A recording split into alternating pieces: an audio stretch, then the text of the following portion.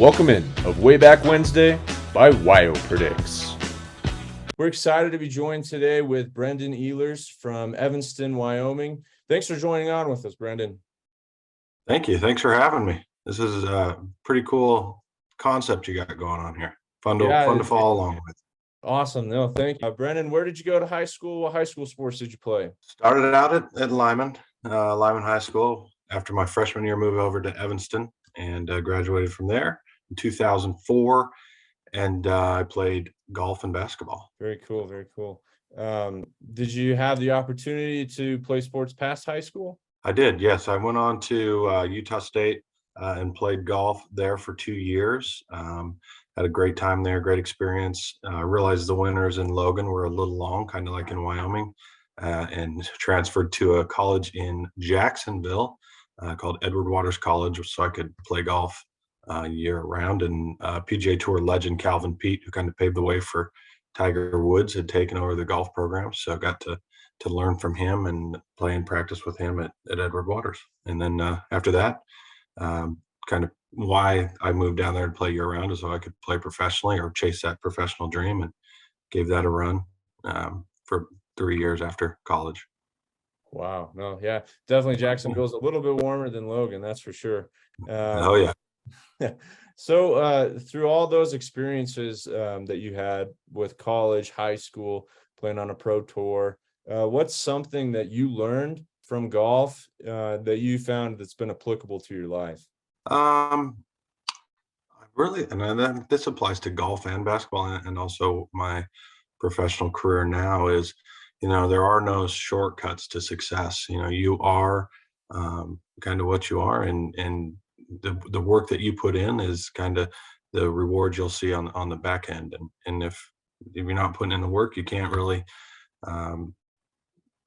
expect to be successful. And it's kind of like one of those things that you look in the mirror and you think, did I do everything I could to be successful? And you're the only one that can answer that. And if the answer is no, then tomorrow's your opportunity to get better. Definitely. Yeah. Always room for improvement. So that's great. Thanks for sharing that. And you mentioned you were able to work alongside some pretty phenomenal coaches. And so what was a piece of advice that you gained from any of the coaches in your careers that really stuck out to you? I was very fortunate to be influenced by many different coaches. My time in Lyman, up to when I was a freshman, I had many different great coaches that were a huge influence on me, whether it was golf or basketball. Once I got to Evanston, Coach Carroll on the golf team, Bubba with basketball, Coach DeMeester with basketball. Each one of them influenced me in a very positive way, and kind of contributed to the success that I saw. My coach at Utah State, Dean Johansson, Calvin Peete at Edward Waters, Matt Mozinski, his assistant, all the way through. And if I think about advice or something that they gave me, it's not really something I can put my finger on. I just think they influenced me in such a positive way to help me work towards my goals. But if I think the coach that had the biggest influence on me was my dad, and that was golf, basketball, everything through. It didn't matter if he was in the crowd watching or he was on the bench. If there was something that, if the times got tough, I always looked to him for, to give me that piece of advice to move on. And sometimes it was as simple as use your head, and so other times it was as motivation.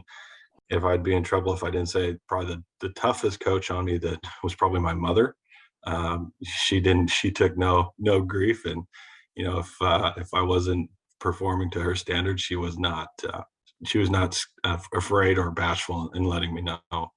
And then, as I progressed, my wife, as I took that journey on in playing professional golf, that's a high stress career choice I decided to pursue. And she was there to give the love and support and the tough criticism, the constructive criticism at the same time. So in terms of pieces of advice that they gave me, they all gave me something that helped get to where I am today.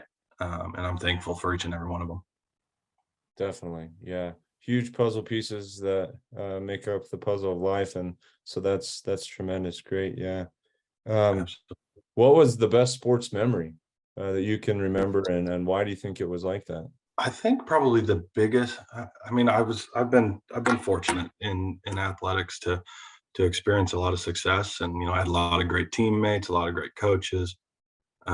Without a doubt, the thing that I most proud of is my state championship my senior year in golf, and then again doing it the same year in basketball. Um, I think, and I've had professional golf wins and success at the professional level. Basically one tournament away from getting what now would be my Corn Ferry card. So there's a little bit of a letdown, but not getting that. And those were all great, but I kind of the success that I had there, I kind of experienced with a close friend, my wife, some close family members. But being able to win the state championship, my team finished second in golf that year in front of family and friends because I happened to be in Evanston that year, was unbelievable. The support we had, and then that basketball team was something special. We went 23-2 that year, didn't lose to a team in Wyoming. So we were real good. And so just winning that in front of all the crowd, the coaches, the faculty, the family, friends, I mean, it was something special. And I think about it quite often to this day. Yeah, definitely those experiences can help you in the future. So Yeah, kind of absolutely. onto the like other side of the spectrum, like describe the worst sports performance that you can remember, and just a little piece that you learned from that going through that. I know for sure I had, if it was basketball, it was poor shooting nights or the effort wasn't there, or in golf, you missing putts, you're not playing like you are in professional golf. I'd pay a lot of money to play. You miss the cut, you don't get paid that week, so you're basically donating to the pot. So those were all frustrating.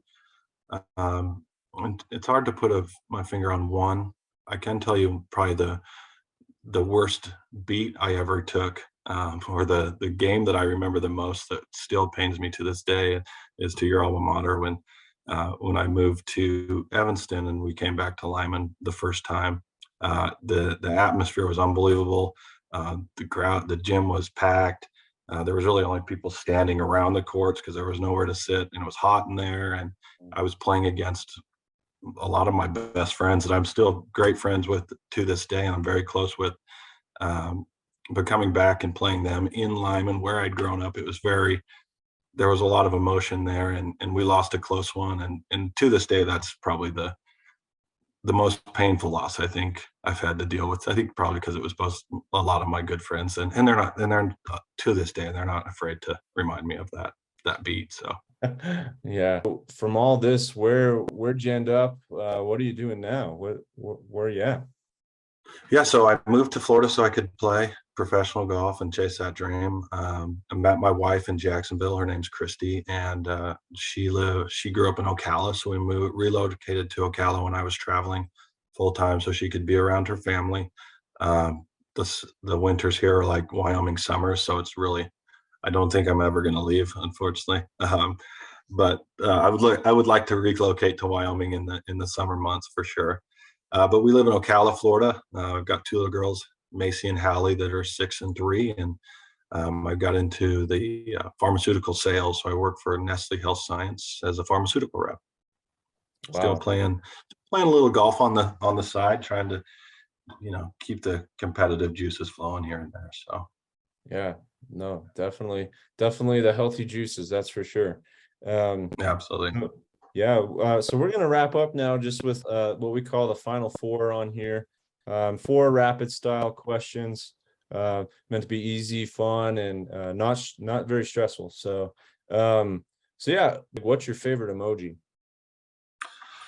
Ooh, probably a little sarcastic in the text messages. So if you do the smiley face with the sunglasses, I think that's my go-to. That's a good one. Yeah. Who's your favorite music group or artist that you listen to? Oh, country fan probably right now. Probably Eric Church, I would say, would probably be my favorite right now. But it switches here and there. Yeah. Superhero power that you would like to have the most? If it's not flying, I'd like to be able to read other people's minds, There you go. No, who that's I'm yeah. who I'm talking with. I'd like to know what they're thinking. Awesome. And last but not least, on the final four, the most unusual thing you've ever eaten.